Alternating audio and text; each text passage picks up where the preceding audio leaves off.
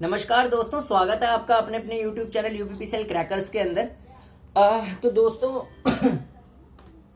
आज हम जो इम्पोर्टेंट बात करने वाले हैं, वैसे तो मेरी तबीयत खराब थी बहुत ज़्यादा, अब थोड़ा बहुत ठीक हूँ, लेकिन अभी भी मेरी जो खांसी है वो पूरी तरीके से ठीक नहीं हुई है, लेकिन हो जाएगी। पेपर होने तक तो पूरी हो जाएगी, क्योंकि मैंने भी फॉर्म भरा हुआ है। ठीक है, तो जब पेपर हो जाएगा उसके बाद, अभी तो ये वाली की क्या क्या पढ़ के जाना है वो वाली वीडियो आ रही है। उसके बाद जो यूपीपीसीएल का एग्जाम होगा, जब नोटिफिकेशन आ जाएगा, उससे पहले पहले इलेक्ट्रॉनिक्स और ट्रांसफॉर्मर की मैं पूरी वीडियोस डाल दूंगा। ठीक है, खत्म करा दूंगा। ठीक है, तो मेरे साथ बने रहना।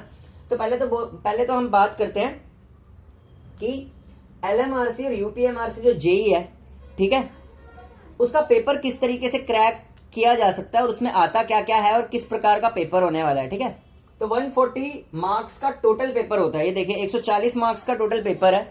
उसमें से 90 टेक्निकल क्वेश्चन है। 90 टेक्निकल मतलब जो जिस ब्रांच से आप बिलोंग करते हैं उस ब्रांच के क्वेश्चन आएंगे। तो सबको पता है हम इलेक्ट्रिकल से बिलोंग करते हैं, तो यहाँ पे इलेक्ट्रिकल क्वेश्चन आएंगे। 50 हमारे पास नॉन टेक्निकल होते हैं। ठीक है, तो ये नॉन टेक जो इसका होता है, सेम जैसे पावर ग्रिड का सिस्टम होता है ना, वैसे ही इसमें भी नॉन टेक का ही सिस्टम है। ठीक है, तो जो बच्चे इसकी तैयारी कर रहे हैं यूपीएमआरसी जेई की, उनकी ऑटोमेटिकली पीजीसीआईएल की भी तैयारी हो जाएगी। ठीक है, क्योंकि पीजीसीआईएल का भी फॉर्म आ चुका है। ठीक है, अब देखिए 90 टेक्निकल है, 50 नॉन टेक है। सब्जेक्ट्स कौन कौन से हैं इसमें? बेसिक इलेक्ट्रिकल इंजीनियरिंग से अभी तक एलएमआरसी में क्वेश्चन पूछे जाते थे। ठीक है, इस बार आए या ना आए इसमें कोई गारंटी नहीं है, लेकिन आप पढ़ के जाइए बेसिक इलेक्ट्रिकल भी। ठीक है, तो बेसिक इलेक्ट्रिकल में भी टिक कर देते हैं। अभी तक क्वेश्चन आते थे, अभी भी आ सकते हैं। नेक्स्ट है इलेक्ट्रिकल मशीन्स। इलेक्ट्रिकल मशीन्स जो है वो इलेक्ट्रिकल इंजीनियरिंग का सबसे कोर सब्जेक्ट माना जाता है। हालांकि आजकल जो जूनियर इंजीनियर के एग्जाम हो रहे हैं, उनमें इस सब्जेक्ट की जो वेटेज है, जो तवज्जो है, वो कम कर दी गई है, घटा दी गई है। लेकिन इसका मतलब ये नहीं है कि आप इसको पढ़कर नहीं जाएंगे। देखिए आगे तो नौकरी आपने इसी में करनी है ना, इलेक्ट्रिकल में। तो ये सब्जेक्ट ज्यादा आए या ना आए इससे कोई मतलब नहीं होता। अगर आप असली इलेक्ट्रिकल इंजीनियर हैं तो आपने आगे काम इसी पे करना है। भले ही एग्जामिनर उल्टे पुल्टे सब्जेक्टों से पेपर बना दे, लेकिन इलेक्ट्रिकल मशीन पढ़ना वैसे भी जरूरी होता है जिंदगी में। काम असली इलेक्ट्रिकल मशीन पे ही होता है, इलेक्ट्रिकल इंजीनियर का किसी भी डिपार्टमेंट में।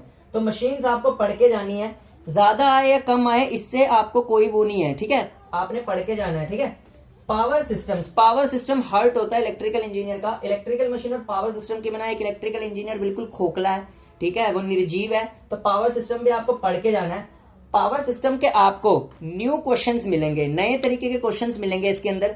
रट्टा आरके राजपूत का नहीं चलेगा, बिल्कुल न्यू क्वेश्चन के मिलेंगे, कॉन्सेप्ट बेस्ड क्वेश्चन मिलेंगे। ठीक है, कंट्रोल सिस्टम बिल्कुल पढ़ के जाना है। बेसिकली आजकल मॉडर्नाइजेशन जैसे जैसे इलेक्ट्रिकल में हो रही है, कंट्रोल सिस्टम के क्वेश्चन पहले तो जूनियर इंजीनियर एग्जाम में इतने तवज्जो नहीं रखते थे, इतनी अहमियत इनकी नहीं थी। लेकिन आज जिस तरीके से पेपर बनाया जा रहा है, आज पेपर के दरमियान जिस तरीके के क्वेश्चन डाले जा रहे हैं, उस हिसाब से कंट्रोल सिस्टम एक बहुत अहमियत वाला सब्जेक्ट बनता है। ठीक है, तो कंट्रोल सिस्टम आपको पढ़ के जाना है। यूईई होता है utilization of electrical energy. So you have to study utilization of electrical energy plus electrical measuring and measuring instrument. ये दो सब्जेक्ट का पढ़ना बहुत जरूरी है। क्यों इंपॉर्टेंट लिख दिया मैंने? क्यों? इस बार जो एग्जाम होने जा रहा है basically that is only for diploma holders. ठीक है, बीटेक तो है नहीं। और जब भी कभी डिप्लोमा के अराउंड एग्जाम होता है, मैंने पिछली वीडियो में भी बताया था, लेकिन ये वीडियो में मैं फेस टू फेस बता रहा हूं। देखिए, जब भी डिप्लोमा पे एग्जाम होता है ना और बीटेक अलाउड नहीं होती, तो भाई यूटिलाइजेशन ऑफ इलेक्ट्रिकल एनर्जी और इलेक्ट्रिकल मेजरमेंट्स और मेजरिंग इंस्ट्रूमेंट के क्वेश्चन वो पूछेगा बेसिक कॉन्सेप्ट्स पे, और इसके क्वेश्चन आपको परेशान करेंगे। देख लेना मेरी बात। तीन तारीख को है ना पेपर, आपको पता चलेगा ये धुएं उड़ाएंगे आपके। नए क्वेश्चन पूछेगा इन दोनों में, देख लेना, क्योंकि बीटेक तो बाहर है। तो इसलिए इलेक्ट्रिकल मेजरमेंट, मेजरिंग इंस्ट्रूमेंट और यूटिलाइजेशन ऑफ इलेक्ट्रिकल एनर्जी बहुत ज्यादा अमाउंट में पूछा जाता है जब कंपलसरी डिप्लोमा पे पेपर होता है। ठीक है, असिस्टेंट मैनेजर में कभी नहीं आता यूटिलाइजेशन ऑफ इलेक्ट्रिकल एनर्जी, क्योंकि ये सब्जेक्ट बीटेक का है ही नहीं। ठीक है ना, बीटेक में सिर्फ फॉर्मेलिटी के लिए होता है, डिप्लोमा में ये बहुत इंपॉर्टेंट सब्जेक्ट होता है। नेक्स्ट, एस्टिमेशन एंड कॉस्टिंग बिल्कुल पढ़ के जाना है। आजकल के जितने एग्जाम्स हो रहे हैं जूनियर इंजीनियर के, उसमें सबसे इंपॉर्टेंट जो estimation and costing he subject है जो पढ़ के जाना पड़ता है। वायरिंग से क्वेश्चन पूछ लेते हैं। ठीक है, किस तरीके की वायरिंग कहाँ पे यूज होती है, इंडस्ट्रीज में कौन सी वायरिंग यूज होती है। ठीक है, चीपेस्ट वायरिंग कौन सी है, स्किल्ड लेबर किस वायरिंग में रिक्वायर्ड होता है, ठीक है, प्लेट्स के बीच में क्या क्या डिफरेंस होता है. So this type of question are being asked by the examiner in present scenario of the junior engineering examination. So these type of question are most important. Next is analog and digital electronics. Yes, absolutely, you have to study analog and digital electronics. Why? because अगर कभी भी electrical का paper tough बनाना होता है examiner को, for example I am an examiner, ठीक है, and I have to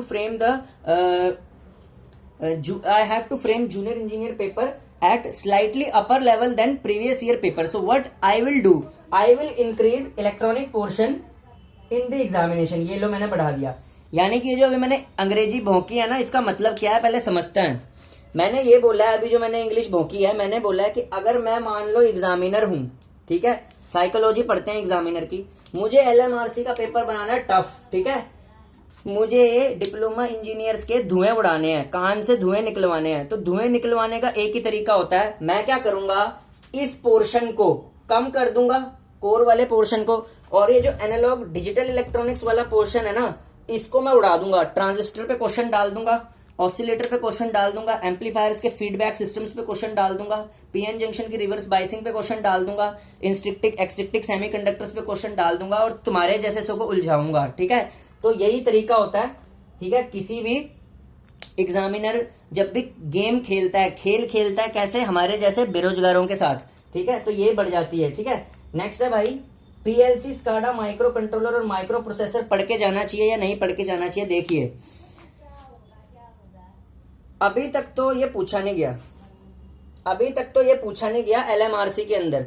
पर भाई जिस तरीके का आजकल ट्रेंड चल रहा है ना, मुझे डर सा लग रहा है कि ये देखने को मिलेगा आपको 3 तारीख को. ठीक है, अगर मान लो किसी का टफ शिफ्ट में पेपर बना तो हो सकता है इससे धुएं उड़वाए आपके एग्जामिनर. ठीक है, तो वैसे तो अभी तक एलएमआरसी का पेपर आज तक ऐसा आया नहीं कि किसी के धुएं उड़े. ठीक है, धुएं उड़ाने वाला एक ही पेपर है, वो यूपीपीसीएल का होता है. ठीक है, उसी में उड़ते हैं धुएं, तो उसमें तो ये पढ़ के जाना होता है. तो मैं आपको कहता हूं कि इसका ना बेसिक पढ़ के चला जाइए इस एग्जाम में. ठीक है, आज तक तो आया नहीं, लेकिन आप पढ़ के चला जाइए.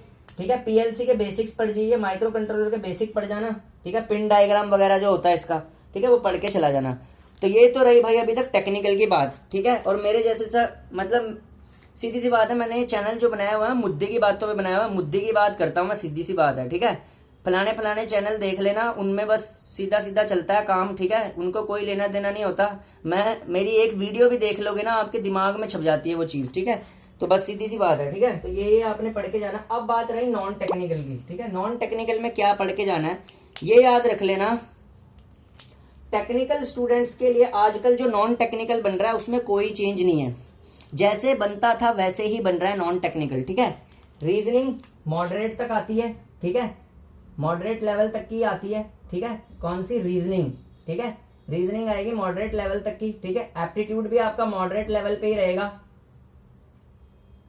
ठीक है, एप्टीट्यूड किस पे रहेगा, मॉडरेट लेवल पे ही रहेगा. अच्छा, होश किस में उड़ रहे हैं, होश किस में उड़ते हैं आजकल, जीके और करंट अफेयर्स में. तो जीके और करंट अफेयर्स, ठीक है, इसमें होश उड़ाने वाले क्वेश्चन डाल रहे हैं आजकल. ठीक है, तो और इंग्लिश तो वैसे ही भाई, इंग्लिश नॉर्थ इंडियन जो उत्तर भारत के लड़के होते हैं उनको जो सबसे ज्यादा डर लगता है वो भूत प्रेत से भी नहीं लगता, वो किससे लगता है, इंग्लिश से. ठीक है, तो मैं आपको कहूंगा यार, इंग्लिश ना जितनी खोपड़ी के अंदर घुसती है ना उतनी ही पढ़ के जाना.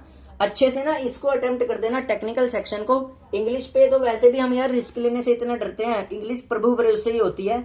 जो भी नॉर्थ इंडिया का लड़का होता है ना, उसकी जो इंग्लिश होती है वो प्रभु भरोसे ही होती है. ठीक है, तो इंग्लिश को प्रभु भरोसे रख के जीके, रीजनिंग और एप्टीट्यूड पढ़ जाना नॉन टेक्निकल में. ठीक है, कहीं सारा टाइम एंटोनिम सिनोनिम याद करने में लग जाओ. मेरी एक बात सुन लेना, एंटोनिम सिनोनिम जो होता है ना, ये किस्मत का खेल होता है. एंटोनिम सिनोनिम तो इतने सारे हैं, वो तो 1 करोड़ से भी ज्यादा, वो तो तारों से भी ज्यादा है, अनगिनत है वो तो. अब एंटोनिम सिनोनिम बंदा कितने याद कर लेगा. तो मैं कहता हूं इंग्लिश वैसे भी हम नॉर्थ इंडियंस की खोपड़ी में तो वैसे ही नहीं आती. ठीक है, तो सीधी सी बात है, इस पे इंग्लिश पे खोपड़ी लगाने से ज्यादा इन तीनों पे लगा देना. ठीक है, रीजनिंग पढ़ जाना अच्छे से, एप्टीट्यूड. ठीक है, एप्टीट्यूड में थोड़ा सा खिसकने की बात होती है, रीजनिंग पढ़ लेना और जीके और करंट अफेयर्स देख लेना. ठीक है, और इंग्लिश में तो भाई अब एंटोनिम, सिनोनिम, फिनोनिम ये जो होते हैं ये तो इतने सारे होते हैं, इस पे खोपड़ी लगाने की बजाय जितना आप एंटोनिम सिनोनिम का रट्टा मारोगे, ठीक है, जितना आप ईडियम फ्रेजेस का रट्टा मारोगे, ठीक है, वो तो किस्मत पे बात होती है, आपने जो पढ़ा है वो आ गया, ठीक है। उसकी जगह मैं आपको बोलता हूँ इंग्लिश पे ज्यादा टाइम देने की बजाय ना टेक्निकल पे टाइम दे दो, क्योंकि जितना गलत आपका इंग्लिश में यहाँ से होएगा ना, अगर यहाँ से क्वेश्चन सही हो गए टेक्निकल से तो काउंटर बैलेंस कर जाएगा आपको। तो मैं हमेशा टेक्निकल स्टूडेंट को यही कहता हूं कि आप पढ़ें दोनों, लेकिन टेक्निकल को अपना बहुत मजबूत रखें। क्यों? क्योंकि हम जो टेक्निकल स्टूडेंट होते हैं उनके जो इंग्लिश फिंग्लिश वाले सब्जेक्ट होते हैं ना वीक होते हैं, कितना भी रगड़ लेना दिमाग, इंग्लिश वहां पे जाके यार गलती हो ही जाती है। पैराग्राफ में यार इतने सारे सिनोनिम्स एंटोनिम्स होते हैं, अब किसी का मीनिंग क्या पता भाई, ठीक है, मैं ही आपको कोई अभी वर्ड दे दूं, आप बता दोगे उसका मीनिंग क्या होता है, ठीक है। तो इसकी जगह इंग्लिश की जगह इंग्लिश को थोड़ा सा कम तवज्जो देके टेक्निकल ज्यादा पढ़ जाना, ठीक है। धन्यवाद। तो आपका एग्जाम अच्छी तरह जाएगा, ठीक है, और जो जो जो जो मैंने एनालिसिस दिया है वो सारा अच्छी तरह पढ़ के जाना। 3 तारीख को LMRC का एग्जाम है, ठीक है। तो best of luck, wish you a very very happy new year, ठीक है। नए साल में तो लोग अलग अलग ट्रिप्स पे जाते हैं, तो हम इंजीनियर्स हैं, हमारा ट्रिप सिर्फ एग्जामिनेशन सेंटर होता है, हमारा न्यू ईयर प्लान सिर्फ एग्जामिनेशन सेंटर होता है। तो एग्जामिनेशन सेंटर हमें नौकरी दिलाता है। तो दोस्तों अपने एग्जामिनेशन सेंटर पे जाइए, अपना ख्याल भी रखिए सेहत का। मेरी भी दोस्तों 1 हफ्ते से ज्यादा सेहत बिगड़ गई थी, जिसकी वजह से मेरी रेगुलर वीडियोज ही नहीं आई। लेकिन यूबीपीसीएल क्रैकर एक ऐसा चैनल है जो कभी थम नहीं सकता, हमेशा चलता रहेगा, जब तक आपका साथ है चलता रहेगा। धन्यवाद।